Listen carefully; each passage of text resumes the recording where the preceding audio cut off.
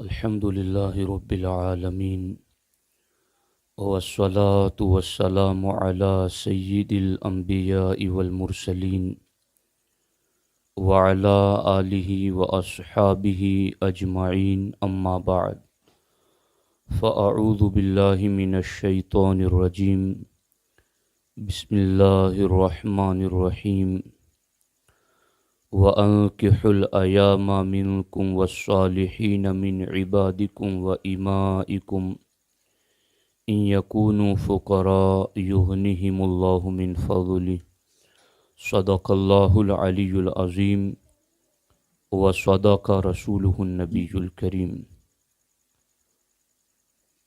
انتہائی احترام و عقیدت کے ساتھ حضور سید المرسلین خاتم الانبیاء شفیع المذنبین رحمت للعالمین خاتم المعصومین راحت العاشقین صلی اللہ تعالی علیہ وآلہ واصحابہ وبارک وسلم کی بارگاہ میں اپنی غلامی کا ثبوت دیں اور جس طریقے سے میں پڑھا ہوں میرے ساتھ مل کر حضور دل کے ساتھ نذرانہ محبت پیش کریں۔ الصلاۃ والسلام علیک یا رسول اللہ، الصلاۃ والسلام علیک یا حبیب اللہ، الصلاۃ والسلام علیک یا نبی اللہ، وَعَلَىٰ آلِكَ وَأَصْحَابِكَ يَا نور اللہ، صلی اللہ تعالی علیہ وسلم۔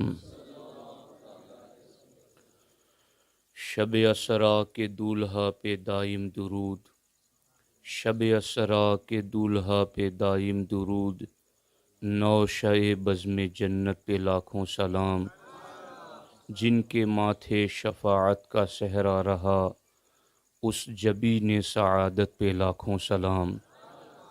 دوستان محترم، کثیر تعداد میں مرد و خواتین اس سنی اجتماع میں شریک ہیں۔ آج کا یہ اجلاس محب گرامی حضرت مولانا شعیب رضا صاحب قبلہ کے برادر نسبتی محمد مقتصد صاحب کی شادی کے موقع پر منعقد ہیں۔ اللہ جل مجدہ الکریم اس نکاح کو بابرکت بنائے اور اللہ تبارک و تعالی زوجین کو خوشیاں نصیب فرمائے۔ چونکہ نکاح کی محفل ہیں اس لیے میں یہ چاہتا ہوں کہ نکاح کے حوالے سے ہی چند ضروری باتیں آپ تک پہنچانے کی سعادت حاصل کروں۔ دوستان محترم،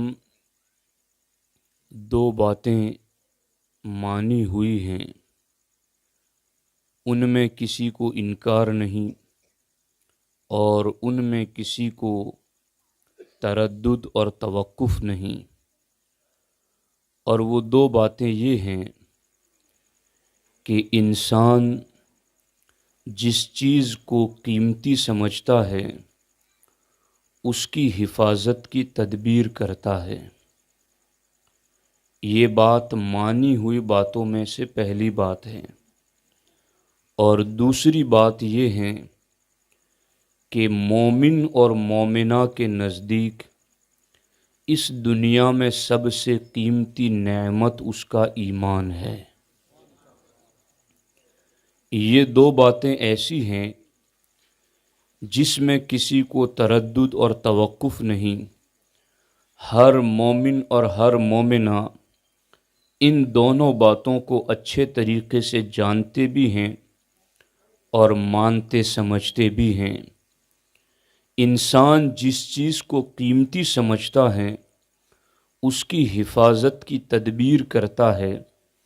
اس کا اندازہ آپ اس بات سے لگا سکتے ہیں کہ انسان سونے چاندی کو قیمتی سمجھتا ہے हीरे जवाहरात को कीमती समझता है, माल दौलत रुपये पैसे को कीमती समझता है, इसलिए इंसान उसको कितना महफूज जगह पर रखता है।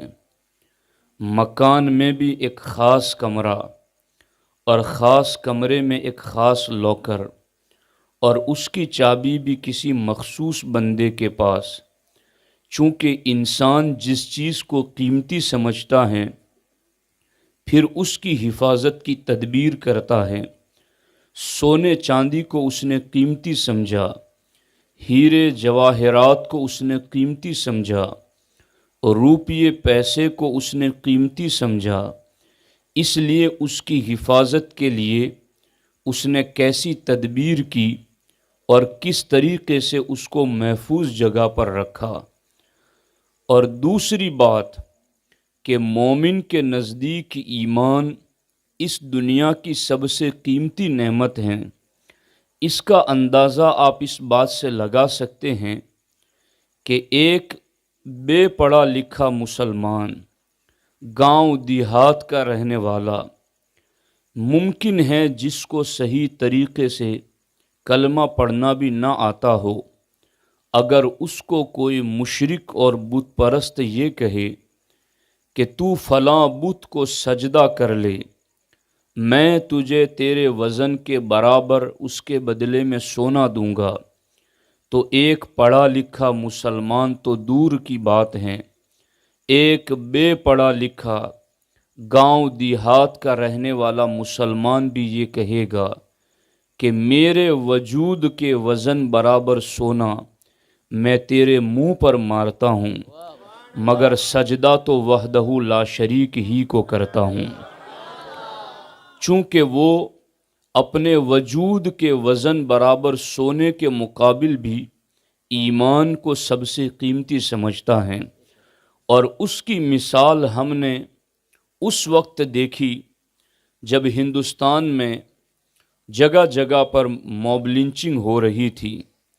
उस वक्त हमने देखा कि एक सादा सा मुसलमान चारों तरफ से उसको डंडों से पीटा जा रहा है, पत्थर मारे जा रहे हैं, उसको तकालीफ में मुब्तला किया जा रहा है और उससे तकाजा ये किया जा रहा है कि तुम फलां कुफरिया कलमा बोल दो, तुम फलां शिरकिया जुमला अपनी ज़ुबान से बोल दो। लेकिन दुनिया ने देखा कि वो सादा सा देहात का रहने वाला मुसलमान भी डंडे, लाठियों, पत्थरों के ज़ख्मों को बर्दाश्त करता रहा, अपने जिस्म से जान तो दे देता है मगर ईमान नहीं देता है। इससे क्या पता चला कि मोमिन के नज़दीक इस दुनिया में सबसे कीमती नेमत ईमान है। दोस्तान मोहतरम, जब ये दोनों बातें हमारी मानी हुई हैं कि जिस चीज़ को हम कीमती समझते हैं उसकी फिर हिफाजत की कोशिश करते हैं और ईमान सबसे कीमती नेमत है, तो क्या कभी गौर किया कि इस ईमान की हिफाजत कैसे होगी? इस ईमान की हिफाजत की तदबीर क्या है? इस ईमान को प्रोटेक्शन और हिफाजत कैसे मिल सकती है? दोस्तान मोहतरम, ईमान इस दुनिया की ऐसी कीमती तरीन नेमत है कि इसके हवाले से ये बात याद रख लें कि ईमान एक कैफियत का नाम है। जिस तरीके से खुशी और गम एक कैफियत का नाम है, खुशी और गम को तोला नहीं जाता, खुशी और गम को नापा नहीं जाता, खुशी और गम के रंग और कलर को देखा नहीं जाता, लेकिन उसका वजूद होता है। ईमान बिल्कुल इसी तरह एक कैफियत बसीत का नाम है। ईमान के बारे में बहुत ज़्यादा हमें चाको चौबंद और होशियार रहने की ज़रूरत है। अगर हमारे जेब में पैसे हो, निकल जाए तो हमें पता चल जाता है कि जेब काट लिया गया, पैसे निकल गए, اور میرے پاس سے قیمتی چیز چلی گئی، جس چیز کو ہم اور آپ دیکھ سکتے ہیں، چھو سکتے ہیں، پکڑ سکتے ہیں، ناپ اور تول کر سکتے ہیں، اس چیز کے بارے میں بھی بندے کو چاق و چوبند رہنا چاہیے۔ مگر ایسی چیز کے چلے جانے سے بندہ فوراً خبردار ہو جاتا ہے، میرے جیب میں وزن تھا، ہلکا ہو گیا، لاؤ دیکھوں کیا ہوا، فوراً ہاتھ ڈالتا ہے، اسے پتہ چل جاتا ہے۔ میرے جیب میں موبائل تھا، کچھ وزن تھا، جیسے ہی وزن محسوس نہیں ہوا، آدمی نے توجہ دی تو پتہ چلا موبائل غائب ہو چکا ہے۔ تو یاد رکھنا، جس چیز کو ناپا تولا جاتا ہے، جس چیز کو چھوا اور پکڑا جاتا ہے، جس چیز کے بارے میں یہ چیز کہ اس کی پیمائش ہم کر سکیں، اس چیز کے بارے میں تو ہم اتنا بیدار رہتے ہیں کہ یہ چیز ہماری جیب سے چلی نہ جائے، لیکن وہ چیز جس کا وزن ہمیں معلوم نہیں، وہ چیز جس کو ناپا اور تولا نہیں جا سکتا، جس ایمان کے بارے میں یہ بات ہے کہ وہ کیفیت کا نام ہے، ناپی تولے جانے والی چیز نہیں ہے، پھر اس ایمان کے بارے میں ہمیں کتنا ہوشیار رہنا چاہیے کہ کہیں یہ ایمان چلا نہ جائے، کیونکہ ایسا نہیں ہے کہ کوئی ایمان لے آئے تو 2-4 کلو وزن بڑھ جائیں، یا ایمان سے نکل جائے تو 2-4 کلو وزن کم ہو جائیں، اور پھر وہ اپنے آپ کو ناپ تول کر کے دیکھ لے کہ ہاں اب ایمان چلا گیا۔ بلکہ ایمان خوشی اور غم کی طرح ایک کیفیت کا نام ہے، یہ دل میں آتا ہے تو بھی پتہ نہیں چلتا، اور نکل جاتا ہے تو بھی پتہ نہیں چلتا۔ تو جس چیز کے بارے میں دیکھا جائے، تولا جائے، ناپا جائے، اس کے بارے میں تو حفاظت کی تدبیر ہم کرتے ہیں، لیکن جو ایمان دیکھا نہیں جاتا، ناپا تولا نہیں جاتا، آپ خود غور کریں کہ اس ایمان کے بارے میں کتنے لوگ چاق و چوبند اور ہوشیار رہتے ہیں۔ خیر، ایمان اس دنیا کی سب سے قیمتی نعمت ہے، اس ایمان کی حفاظت کیسے ہوگی؟ چونکہ جس کو قیمتی سمجھتے ہیں اس کی حفاظت کرتے ہیں، اور ایمان سب سے قیمتی ہے، تو پھر اس ایمان کی حفاظت کیسے ہوگی؟ یاد رکھنا اس بات کو، جہاں ایمان کی حفاظت کے درجنوں مقامات قرآن و سنت میں بیان کیے گئے ہیں، وہیں پر ایمان کی حفاظت کا ایک بڑا ذریعہ اور سبب ہمارے نبی نے سنت نکاح کو بھی قرار دیا ہے۔ نکاح ایک عظیم سنت ہے جس کے ذریعہ ایمان محفوظ ہوتا ہے، نکاح ایک عظیم سنت ہے جس کے ذریعہ دین محفوظ ہوتا ہے۔ ہمارے نبی صلی اللہ علیہ وآلہ وسلم ارشاد فرماتے ہیں، من تزوج فقد استکمل نصف الایمان فلیتق اللہ فی النصف الباقی۔ اس حدیث پاک کا ترجمہ یہ ہے کہ جس مومن اور مومنہ نے نکاح کیا، فقد استکمل نصف الایمان، اس کا آدھا ایمان محفوظ ہو گیا، آدھا ایمان محفوظ ہو گیا۔ فلیتق اللہ فی النصف الباقی، اب باقی آدھے ایمان کے بارے میں وہ ہوشیار رہیں، باقی آدھا ایمان تو اس کا نکاح کرتے ہی محفوظ ہو گیا۔ دوسری جگہ حدیث پاک میں ہمارے نبی صلی اللہ علیہ وآلہ وسلم ارشاد فرماتے ہیں، اذا تزوج العبد فقد استکمل نصف الدین فلیتق اللہ فی النصف الباقی، کہ جب کوئی مومن اور مومنہ نکاح کرتے ہیں تو ان کا آدھا دین محفوظ ہو جاتا ہے۔ اب وہ باقی آدھے دین کے بارے میں اللہ سے ڈرتے رہیں۔ آپ دیکھ رہے ہیں کہ جس نکاح کو ہم نے سب سے قیمتی نعمت مانا ہے، وہ نکاح، جس ایمان کو ہم نے سب سے قیمتی نعمت مانا ہے، وہ ایمان نکاح کے ذریعہ محفوظ ہوتا ہے، وہ دین نکاح کے ذریعہ محفوظ ہوتا ہے۔ تو پھر ہمیں اندازہ ہو جانا چاہیے کہ وہ اور لوگ ہیں جن کے نزدیک نکاح محض خواہشات نفس کی تسکین کا نام ہے، مومن کے نزدیک نکاح جنت کی تیاری کا نام ہے، مومن کے نزدیک نکاح ایمان کی حفاظت کا نام ہے، مومن کے نزدیک نکاح دین کی حفاظت کا نام ہے۔ چونکہ بندہ نکاح کرتا ہے تو ایمان بھی محفوظ ہوتا ہے، اس کا دین بھی محفوظ ہوتا ہے، آدھا دین اور آدھا ایمان دونوں محفوظ ہو گئے۔ یہ تو حدیث پاک کا لکھا ہوا مفہوم میں نے آپ کو بتا دیا۔ اب اس جز کی طرف میں آپ کی توجہ لے جاتا ہوں کہ یہ ہمیں کیسے پتا چلے کہ ہمارا آدھا دین محفوظ ہو گیا، یہ ہمیں کیسے پتا چلے کہ ہمارا آدھا ایمان محفوظ ہو گیا۔ جاننا چاہتے ہیں اس چیز کو؟ تو پھر دھیان سے اس کی طرف توجہ دیجیے کہ نکاح کرنے سے مومن اور مومنہ کا آدھا دین اور آدھا ایمان کیسے محفوظ ہوتا ہے۔ وہ تو ہمارے نبی نے فرما دیا کہ تمہارا آدھا دین اور آدھا ایمان محفوظ ہو گیا۔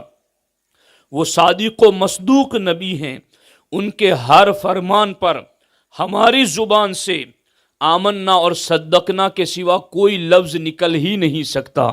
انہوں نے جو کچھ کہا وہ سچ کہا، جو کچھ کہا اس پر ہم ایمان لائے۔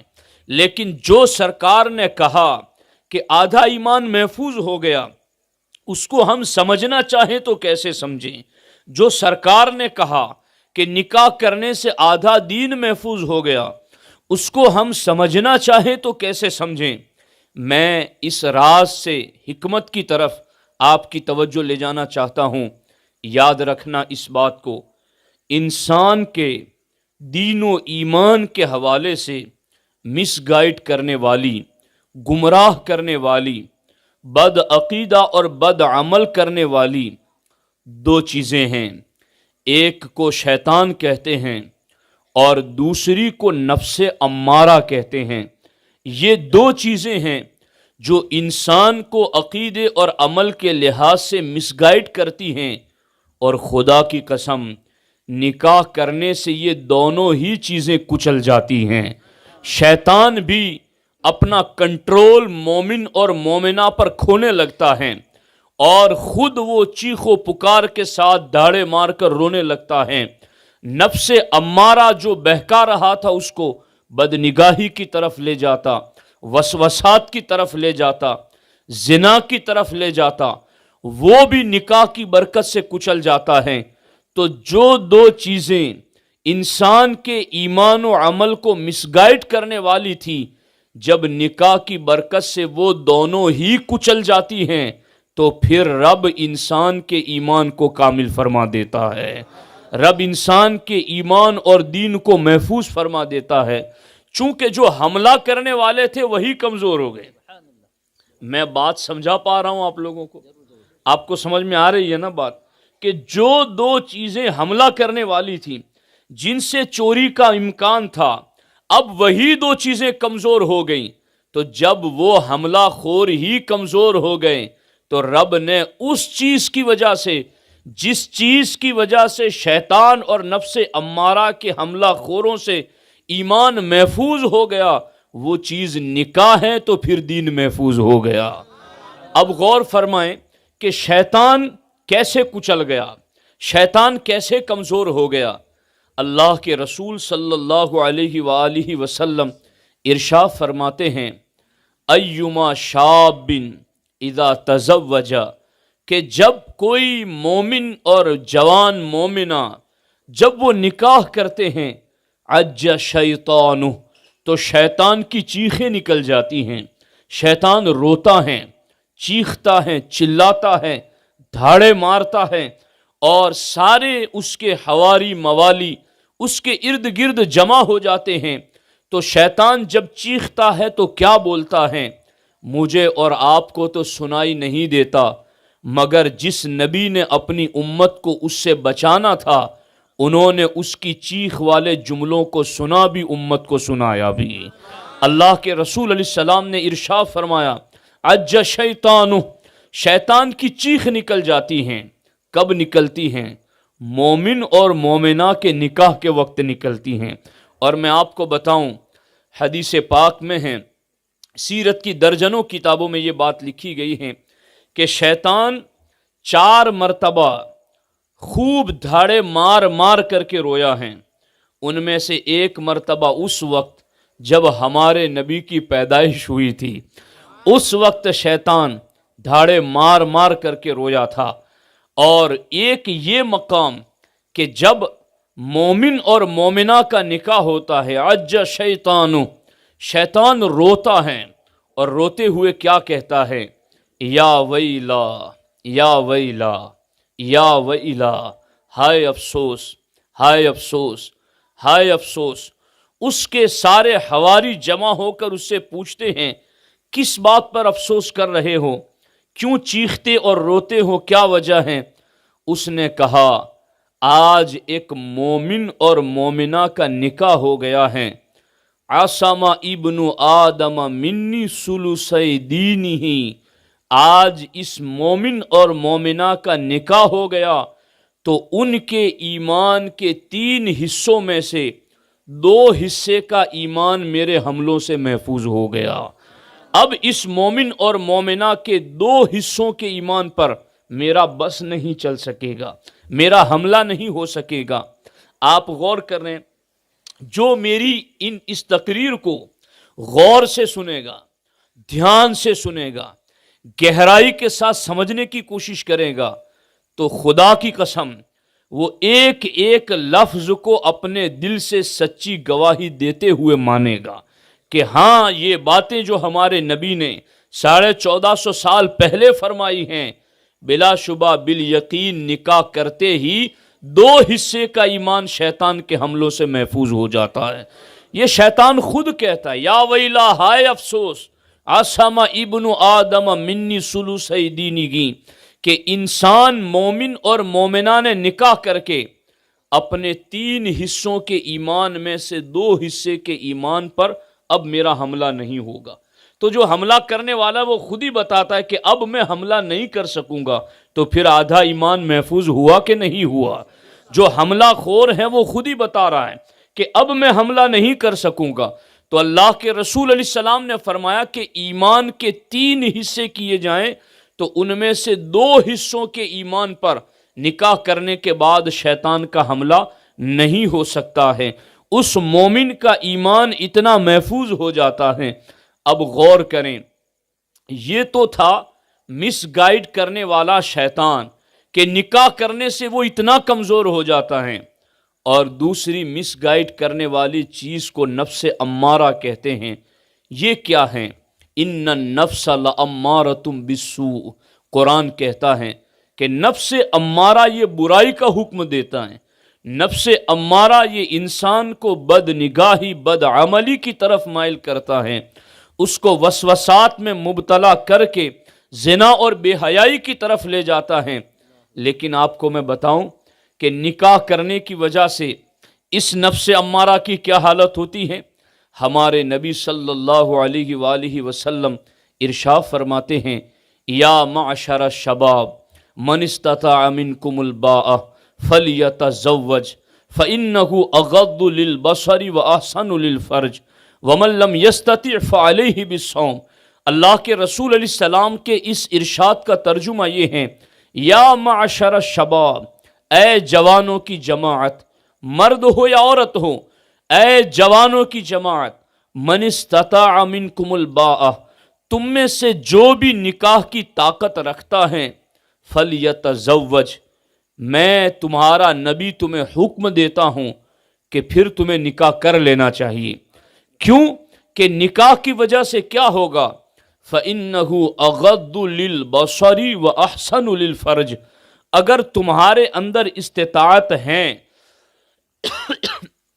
استطاعت کا کیا مطلب؟ طاقت ہونے کا کیا مطلب؟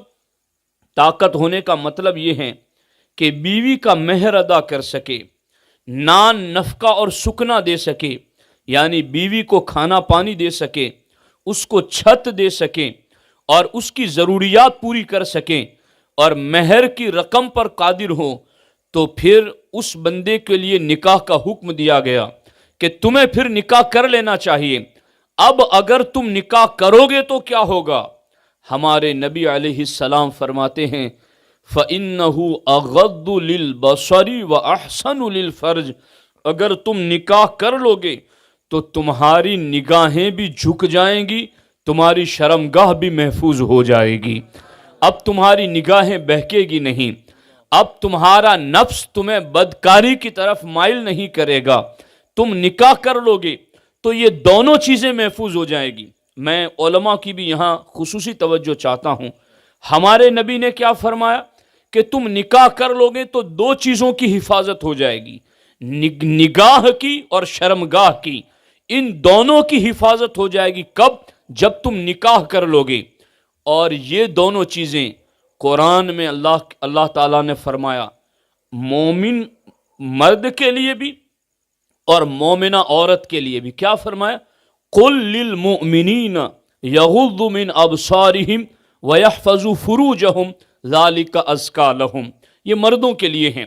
اور عورتوں کے لیے کیا ہے؟ اسی کے ساتھ آیت ہے قُل لِّلْمُؤْمِنِينَ يَغْضُضْنَ مِنْ أَبْصَارِهِنَّ وَيَحْفَظْنَ فُرُوجَهُنَّ ذَلِكَ أَزْكَىٰ لَهُنَّ۔ دونوں جگہ اللہ جل مجدہ الکریم نے ارشاد فرمایا کہ محبوب آپ ایمان والے مردوں سے بھی کہہ دیں اور مومنات ایمان والی عورتوں سے بھی کہہ دیں یغض من ابصارہم، کہ تم اپنی نگاہوں کو جھکا کر کے رکھو، وَيَحْفَظُوا فُرُوجَهُمْ، اور اپنی شرمگاہوں کی حفاظت کرو۔ غور کرنا، جن دو چیزوں پر عمل کا قرآن میں حکم دیا کہ نگاہوں کو جھکاؤ، شرمگاہوں کو محفوظ رکھو، ہمارے نبی نے فرمایا کہ تم نکاح کرو گے تو یہ دونوں کام ہو جائیں گے۔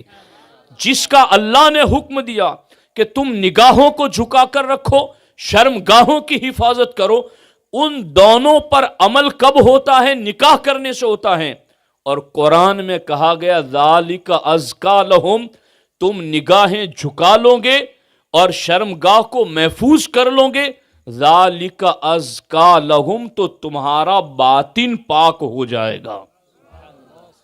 اب انسان کے جسم میں دو چیزیں ہیں، ایک ہے ظاہر اور ایک ہے باطن۔ تو ظاہر آدھا حصہ ہوا، باطن آدھا حصہ ہوا۔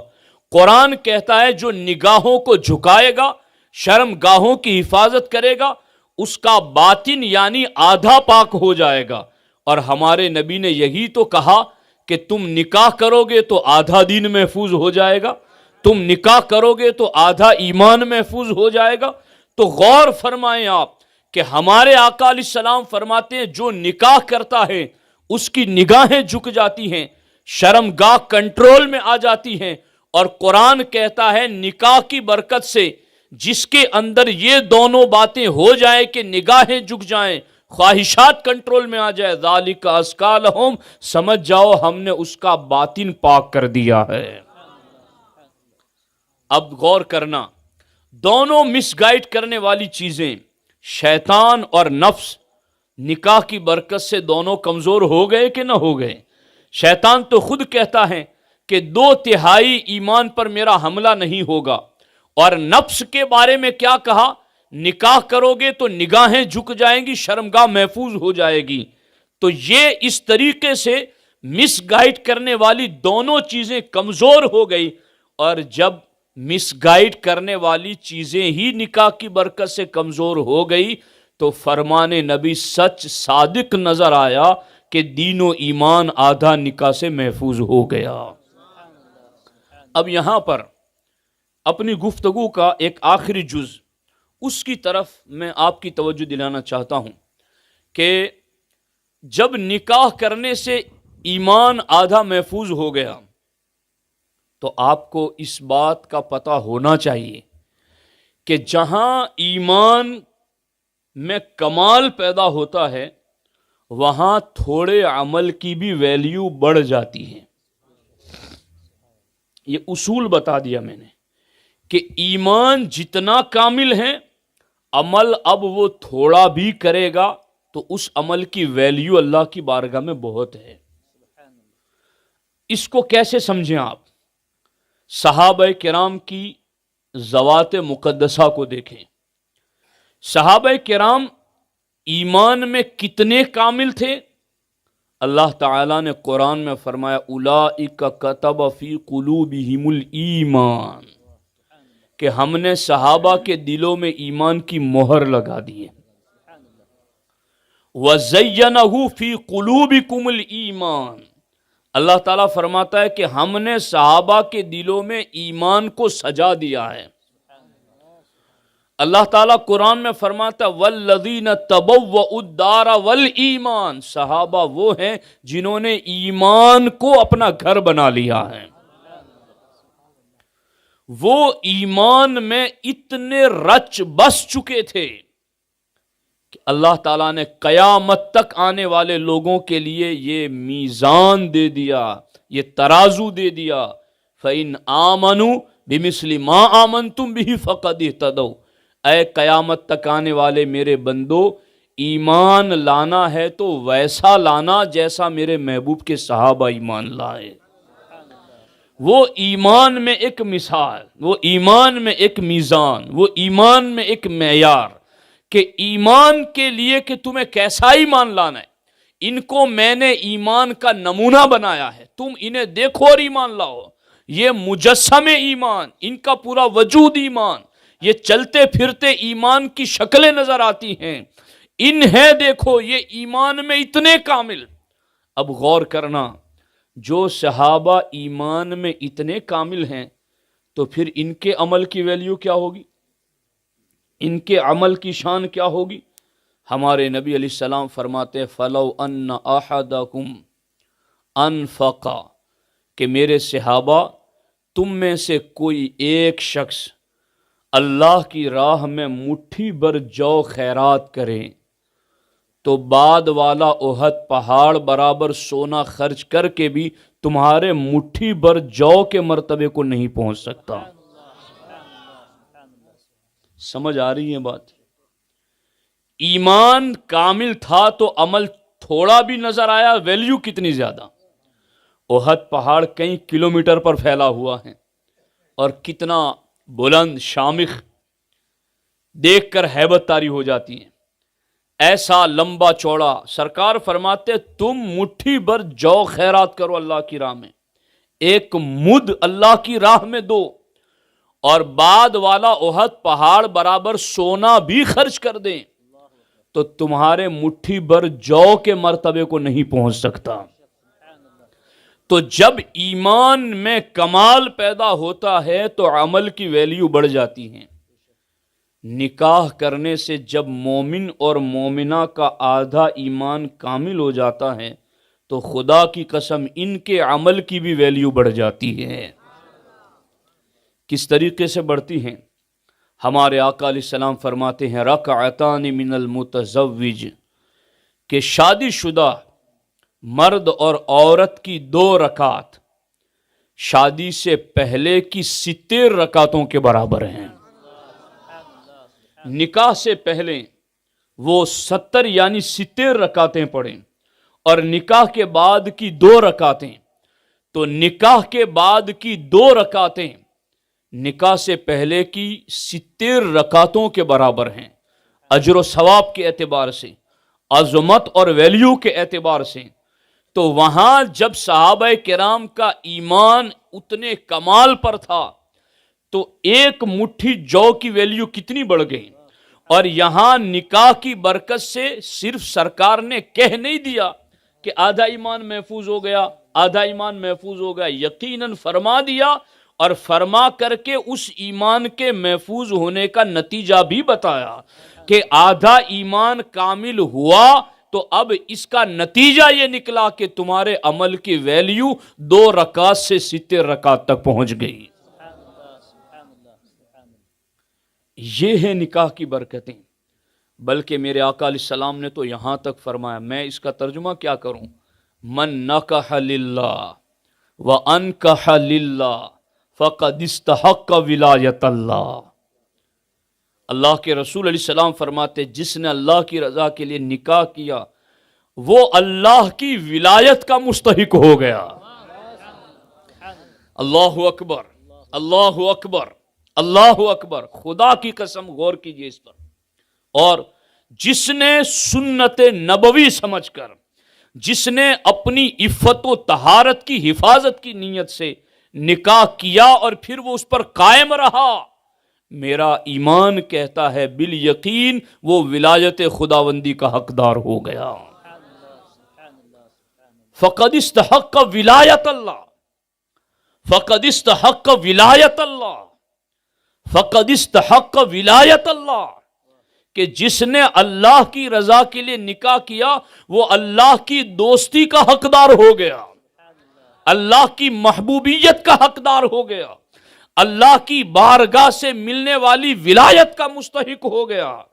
और हमारे आका अलैहिस्सलाम ने तीसरे मकाम पर फरमाया, सलासतुन हक्कुन अलल्लाहि औनुहुम, तीन बंदे ऐसे हैं जिनकी अल्लाह डायरेक्ट मदद फरमाता है, उनकी मदद करना अपने जिम्मे करम पर ले लेता है। अन्नाकिहुल्लज़ी युरीदुल अफ़ाफ़, वो निकाह करने वाला जो अपनी पाकबाजी को बचाने की नीयत से निकाह करता है, अल्लाह उसकी बराह रास्त मदद फरमाता है। गौर कीजिए कि निकाह किया, अमल की वैल्यू कितनी बढ़ गई, 2 रकात 70 रकातों तक जा पहुंची। और दूसरी एक रिवायत में 84 रकात तक का भी जिक्र आया है कि 2 रकात 84 रकात तक पहुंच जाती हैं। निकाह की बरकत से जब ईमान कामिल हुआ तो कितना मर्तबा बढ़ा कि अल्लाह की महबूबियत का हकदार बन गया, कितना मर्तबा बढ़ा कि अल्लाह की मदद का हकदार बन गया।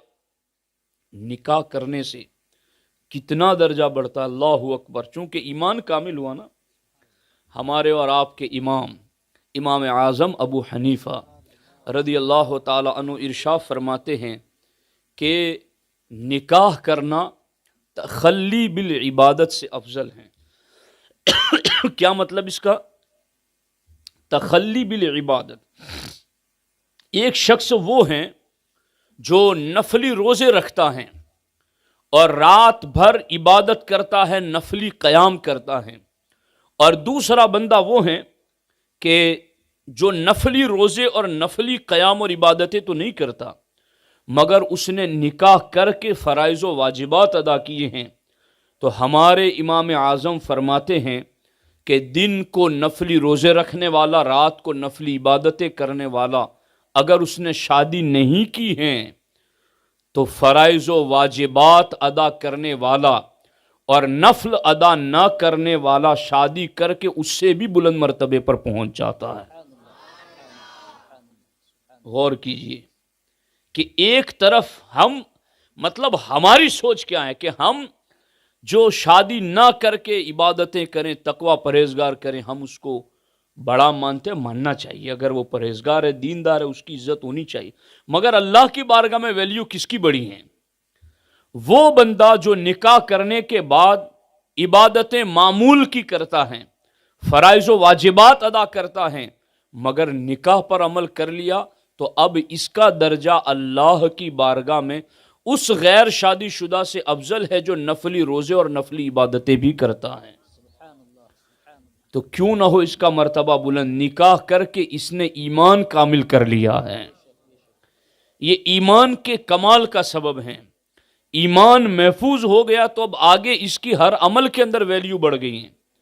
मैं तो आपको क्या बताऊं, जामे सगीर की एक हदीस पाक है, हमारे आका अलैहिस्सलातु वस्सलाम फरमाते, निकाह के बाद मियाँ बीवी जब दोनों एक दूसरे से करीब होते हैं और एक दूसरे पर मोहब्बत की निगाह से देखते हैं, उस वक्त अल्लाह उन्हें प्यार की निगाह से देखता है।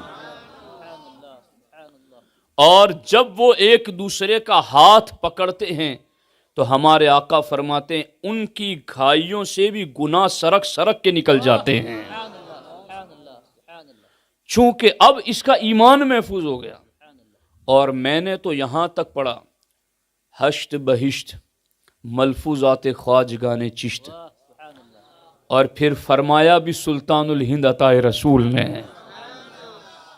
सुल्तानुल हिंद अताए रसूल सरकार गरीब नवाज रदी अल्लाह ताला अन्हु लिखते हैं कि جب مومن اور مومنہ کا نکاح ہوتا ہے، ایک دوسرے سے قریب ہوں اور پھر وہ غسل کرتے ہیں، تو ان کے جسم سے پانی کے جتنے قطرے ٹپکتے ہیں، اللہ جل مجدہ الکریم قطرے قطرے کی تعداد کے برابر رحمت کے فرشتوں کو پیدا فرماتا ہے۔ جتنے قطرے ان کے وجود سے ٹپکے اتنے رحمت کے فرشتے پیدا فرمائیں۔ اب وہ رحمت کے فرشتے قیامت تک جتنی بھی عبادتیں کریں گے، وہ ساری نیکیاں اس مومن اور مومنہ کے نامہ اعمال میں لکھی جائیں گی۔ غور فرمائیں کہ نکاح کی وجہ سے کس قدر زیادہ برکتیں میسر آتی ہیں۔ دوستان محترم، حضرت امیر المومنین فی الحدیث عبداللہ ابن مبارک رضی اللہ تعالی عنہ جنگ میں گئے ہوئے تھے، جہاد میں۔ وہاں پر آپ نے اپنے ساتھیوں سے پوچھا کہ میرے ساتھیوں مجھے یہ بتاؤ کہ اس جنگ اور جہاد سے بھی افضل عمل کو تم جانتے ہو؟ کہا حضور اس سے افضل عمل تو کیا ہوگا، یہاں تو ہم جان دینے کے لیے آئے ہیں، کب ہمیں تیر زخم لگیں اور ہماری جان نکل جائے کچھ نہیں پتا، ہم اللہ کا کلمہ بلند کرنے کے لیے جانیں ہتھیلی پر رکھ کے آئے ہیں، اس سے بھی بھلا افضل عمل اور کیا ہوگا؟ تو امیر المومنین فی الحدیث عبداللہ ابن مبارک رضی اللہ تعالی عنہ ارشاد فرماتے ہیں کہ مومن اور مومنہ نکاح کریں، اللہ انہیں اولاد عطا کریں، رات کو ان کے بچے بچیاں سوئے ہوئے ہوں، ان کے جسم سے کپڑا ہٹ جائے اور وہ باپ اور ماں رات کو اپنی میٹھی نیند توڑ کر کے ان کے وجود کو کپڑوں سے ڈھانپ دے، یہ نیکی جہاد والی نیکی سے بھی افضل ہے۔ میں آپ کو بس اسی بات کا احساس کرانا چاہتا ہوں کہ نکاح کی وجہ سے ایمان آدھا کامل ہوا تو عمل کی ویلیو کتنی بڑھ گئی۔ تو دوستان محترم، ہم نے بات یہاں سے شروع کی تھی کہ جس چیز کو ہم قیمتی سمجھتے ہیں اس کی حفاظت کی تدبیر کرتے ہیں، اور ایمان کو ہم سب سے قیمتی سمجھتے ہیں، اس کی حفاظت کی ایک تدبیر نکاح ہے کہ اس کی وجہ سے ایمان اور دین محفوظ ہوتا ہے۔ لیکن میں بس چند باتیں عرض کر کے گفتگو کو اختتام کی طرف لاؤں۔ غور کیجئے گا اس بات پر کہ جس نکاح سے ایمان کامل ہوتا ہو اور جس نکاح سے ایمان کے کمال کے ذریعہ عمل کی ویلیو بڑھتی ہو، ویلیو اتنی بڑھتی ہے کہ حضرت بشر الحافی کا نام آپ نے سنا ہوگا۔ انتقال کے بعد ان سے کسی نے پوچھا کہ حضرت اللہ نے کیا سلوک فرمایا؟ کہ اللہ نے مجھے بخش دیا اور اللہ نے جنت میں مجھے 70 یعنی 70 درجوں بلند کیا۔ لیکن بشر حافی کہتے ہیں میں جنت میں 70 درجے بلند ہونے کے باوجود ان ولیوں کے مرتبے کو نہ پہنچ سکا جو دنیا سے شادی شدہ حالت میں جنت کی طرف آئے تھے۔ یعنی شادی شدہ تھے تو اس لیے ان کے مرتبے مجھ سے بھی بلند ہوئے۔ تو پتا چلا کہ عمل کی ویلیو نکاح کی وجہ سے دنیا ہی میں نہیں بڑھتی، نکاح کی وجہ سے جنت میں درجات بھی زیادہ ہوتے ہیں۔ کہاں کہاں تک نکاح کے اثرات ہیں، کیوں نہ ہو کہ ایمان محفوظ ہوتا ہے۔ لیکن آج اس نکاح کے بارے میں قوم میں جو سستی اور لاپرواہی اور بے توجہی ہیں وہ بہت زیادہ بڑھتی جا رہی ہیں۔ وقت پر نکاح نہ ہونے کی وجہ سے بے حیائی کے دروازے کھلتے ہیں، وقت پر نکاح نہ ہونے کی وجہ سے زنا کے دروازے کھلتے ہیں۔ اور وقت پر نکاح کیوں نہیں ہوتے؟ وقت پر نکاح اس لیے نہیں ہوتے، اس کی کئی وجوہات ہیں، اس پر میں کبھی تفصیلی گفتگو کروں گا۔ ایک دو وجوہات کی طرف اس مجمع میں آپ کے سامنے بات رکھتا ہوں کہ وقت پر نکاح کیوں نہیں ہوتے۔ ایک وجہ تو یہ ہے کہ لوگوں کی اپنی خود ساختہ رسمیں اتنی زیادہ ہیں کہ ان رسموں کی ادائیگی کے لیے نکاح 5 سال تک لیٹ ہو جاتا ہے، اور ان 5-7 سالوں میں عنفوان شباب، جوانی، خون گرم، جذبات گرم اور گناہ کرنا آسان. پھر اب ایسے حالات، جن حالات کو ہم اور آپ دیکھ رہے ہیں کہ بے حیائی اور بد عملی کا ایک طوفان اور سیلاب آ چکا ہے. ایسے وقت میں ہم اپنی خود ساختہ جھوٹی من گھڑت رسموں کو پورا کرنے میں بیٹے اور بیٹی کا نکاح لیٹ کریں گے تو یہ گناہ میں پڑ جائیں گے. تو آپ کو پتا ہے کہ اس گناہ کا ذمہ دار کون کون ہوگا؟ ہمارے آقا علیہ السلام نے فرمایا من ادرک لہ ولد وقد بلغ النکاح وعنده ما یزوجہ ولم یزوجہ فاحدث فالاسم بینہما. اللہ کے رسول علیہ السلام نے ارشاد فرمایا اللہ نے جس کو اولاد عطا کی، بالغ ہونے کی عمر کو پہنچ گئی وہ اولاد، اور اس کے پاس اتنا کچھ تھا کہ نکاح کرا دے، پھر بھی نکاح نہ کرایا اس نے، فاحدث، اور وہ بیٹا اور بیٹی گناہ میں پڑ گئے، فالاسم بینہما، تو جتنا گناہ اس بیٹے اور بیٹی کا ہے اتنا ہی گناہ اس کے باپ کا بھی ہے، وہ بھی اس جرم اور گناہ میں برابر کا شریک ہیں. تو غور کیجئے، یہ رسمیں 4 قسم کے کھانے کھلانے، اتنے ہزاروں کو کھلانے، اور اس کے بعد منگنی کی یہ رسم، اس کی یہ رسم، پہناوے کی یہ رسم، مہر اتنا زیادہ، جہیز اتنا زیادہ، یہ ساری رسمیں کہاں سے آئی؟ ہمارے نبی نے تو کیا فرمایا؟ اللہ اکبر. سرکار دو عالم صلی اللہ علیہ وسلم فرماتے اعظم النکاح برکتاً ایسرہم مؤونتاً. ہمارے نبی فرماتے ہیں سب سے زیادہ برکتیں اس نکاح میں ہوتی ہیں جس نکاح میں خرچ اور آؤ بھگت کم ہوتا ہے. برکتیں سب سے زیادہ ہوتی ہیں. اب اب لوگوں کو برکتیں ہی نہیں چاہیے. ہمارے نبی نے کوئی نقطہ ایسا نہیں تھا جس کی امت کو ضرورت ہو اور بتایا نہ ہو. سب کچھ بتا دیا، کھول کھول کے بتا دیا، قیامت تک کا بتا دیا، کیا کرنا کیا نہیں کرنا سب کچھ بتا دیا. لوگ کہتے نکاح ہوا مولانا اب تو ہم قرضے میں ڈوب گئے، اتنے سال سے قرضہ چکا رہے مگر قرضہ ہی نہیں ادا ہو رہا، سود پہ سود بڑھتا چلا جا رہا ہے، زمین بھی گروی رکھ دی، مکان گروی رکھ دیا، اپنے مکان میں ہم بھاڑے سے رہتے ہیں، دکان گروی رکھ دی، یہ کیا وہ کیا. ہم نے پوچھا آپ نے یہ کیوں کیا؟ کہا وہ نکاح کی وجہ سے. کہا نکاح میں آپ نے کیا کرنے کی وجہ سے اتنا سب کچھ کیا؟ بس لوگوں کو کھلانا تھا، یہ کرنا تھا، وہ کرنا تھا. تو آپ کو شریعت نے کہا تھا کہ ان زحمتوں میں پڑو، کیوں اپنے آپ ہلاکت میں پڑے؟ لا تلقوا ایدیکم الی التہلکہ، اپنے آپ ہلاکتوں میں کیوں پڑتے ہو؟ تمہارے نبی جان رحمت صلی اللہ علیہ وسلم نے تو خود بتایا کہ تمہیں برکتیں لینی ہے تو نکاح میں خرچ کم کرو. تم نے برکتیں لینی ہی نہیں تھی تو آج برکتیں تمہارے گھر کہاں سے آئیں گی؟ تو اس بات کی وجہ سے بھی نکاح لیٹ ہو رہے ہیں، خود ساختہ رسمیں. اس لیے نکاح کو لیٹ نہ کرو. اب لوگ چونکہ سیریلیں دیکھتے ہیں، پکچر دیکھتے ہیں، کامیڈی دیکھتے ہیں اور کیا کیا دیکھتے ہیں، اور وہاں جو رسمیں انہیں نظر آتی ہیں وہ رسمیں یہاں اپنے سماج میں لانا چاہتے ہیں. افسوس ہے کہ جس امت کے پاس سید المعصومین کی پاکیزہ سیرت ہے انہیں بے حیاؤں سے سیکھنے کی کیا ضرورت ہے؟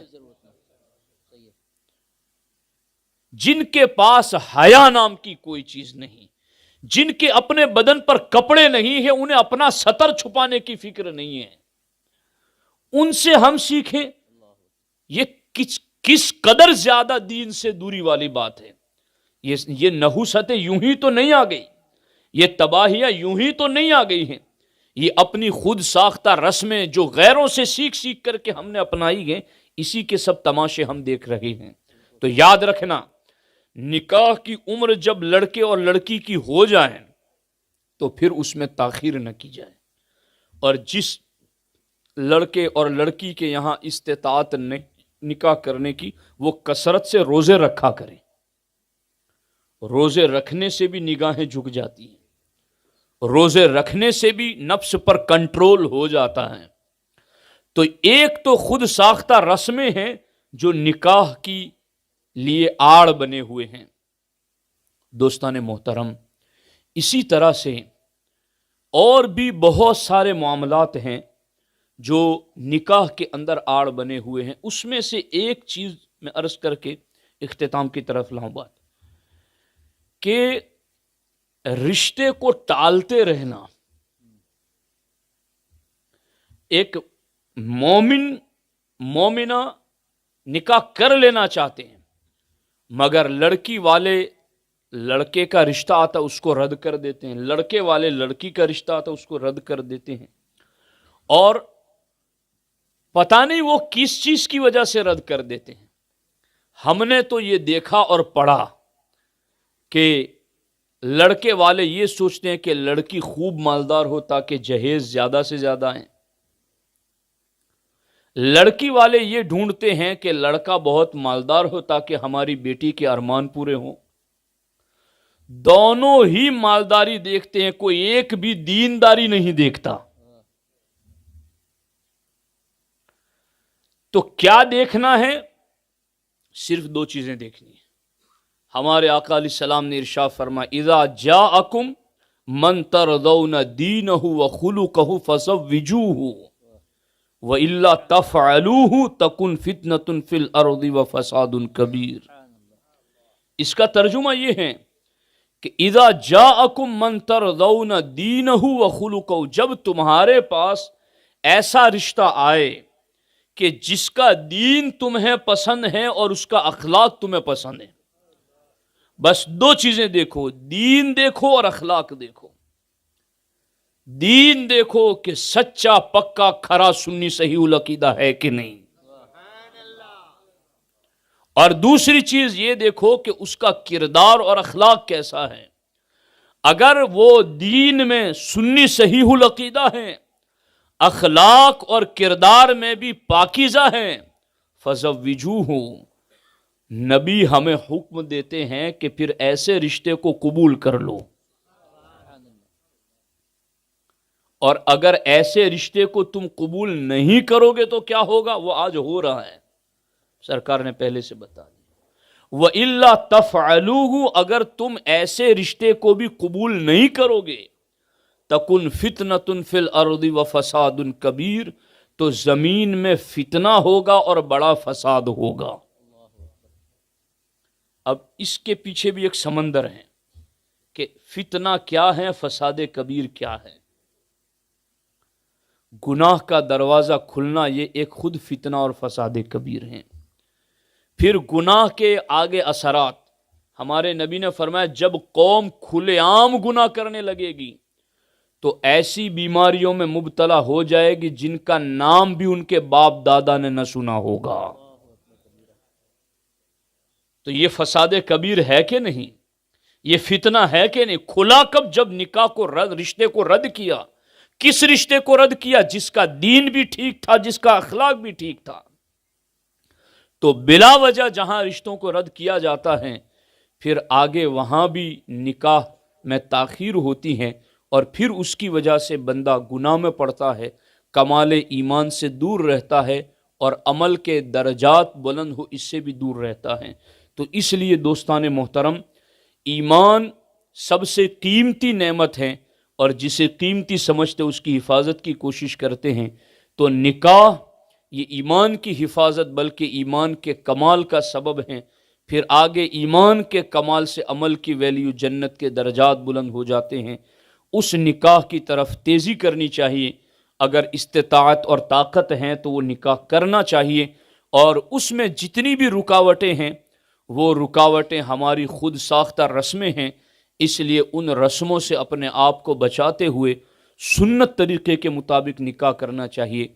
मैंने हकीमुल उम्मत मुफ्ती अहमद यार ख़ान नईमी अली रामा की किताब में पढ़ा और बाज़ाब्ता हदीस में भी है, हमारे आका अलैहिस्सलाम ने फरमाया आलिनु निकाह वजअलूहु फिल मसाजिद, कि निकाह एलानिया करो और मस्जिदों में करो, कि निकाह वाली इबादत खाने में अदा की जाए, इबादत का आगाज इबादत वाली जगह से हो। और उसमें भी हकीमुल उम्मत फरमाते हैं بہتر یہ ہے کہ جمعہ کے دن نماز جمعہ کے بعد سارے نمازیوں کی موجودگی میں ہو. وہ کتنی پاکیزہ محفل، سارے باوضو، یوم جمعہ سب سے افضل دن، سارے بیٹھے ہوئے ہیں، سب کو پتا چل جائے گا، اعلان ہو ہی تو گیا، سب کو خبر ہو گئی کہ ان کے لڑکے کا ان کی لڑکی کے ساتھ نکاح ہوا، مسجد میں بھی ہو گیا، حدیث پر بھی عمل ہو گیا، یوم جمعہ کی بھی برکتیں مل گئی، پاک لوگ باوضو بیٹھے ہیں، ان کی دعائیں بھی مل گئی، تو کس قدر زیادہ برکتیں. مگر برکتیں لینی کس کو ہیں؟ لوگ چاہتے ہیں گھر آباد ہوں، برکتیں ملے، تعویذ دو، یہ دو وہ دو. حضور کا ہر فرمان امت کے لیے تعویذ ہے. عمل تو کرو، آؤ اس دین کی طرف. شادیوں میں وہ فضول خرچیاں نہ کرو جس سے پوری نسلیں کی نسلیں سود اور بیاج کی ادائیگی میں کھپ جاتی ہیں اور کیا کچھ تباہیاں گھر نہیں آ جاتی. اس لیے دوستان محترم، نکاح بہت اہم سنت ہیں. اللہ جل مجدہ الکریم کی بارگاہ میں دعا ہے، اللہ تبارک و تعالی ہمارے مقتصد بھائی کے نکاح میں خوب برکتیں عطا فرمائے. اللہ تبارک و تعالی ان کے والدین کی آنکھوں کی ٹھنڈک بنائے انہیں، اور اللہ تبارک و تعالی اس رشتے کو دونوں خاندانوں کے درمیان الفت و محبت کا ذریعہ بنائے. السلام علیکم ورحمۃ اللہ وبرکاتہ. جی بالکل پڑھیے.